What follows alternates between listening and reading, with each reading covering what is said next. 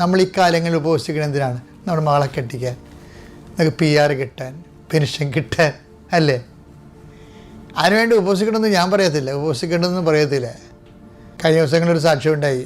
ഒരു ഭാര്യയും ഭർത്താവും കൂടി അവർ കേസിൽപ്പെട്ടു സിംഗപ്പൂരിൽ. അപ്പോൾ അവർ തീരുമാനിച്ചു, ഞങ്ങൾ തമ്മിൽ ഇനി ശാരീരികമായ ബന്ധമില്ല. കർത്താവ് ഈ വിഷയത്തിൽ തീരുമാനമെടുക്കുന്നവരെ, കാര്യം ഞങ്ങൾ പെട്ടിരിക്കുകയാണ്, കർത്താവിൻ്റെ കരുണയിലേക്ക് ആവസിക്കുന്നവരെ ഞങ്ങൾ എല്ലാവർക്കും ദാനം ചെയ്യും, ഞങ്ങളുടെ ശമ്പളങ്ങളെല്ലാം. എന്തൊരു സാക്ഷ്യമാണെന്ന് ഇന്നലെ പറഞ്ഞത്. അത് ഉപവാസമാണ്. പക്ഷെ അതൊരു മെറ്റീരിയൽ ഗെയിന് വേണ്ടിയുള്ള ഉപവാസമാണ്.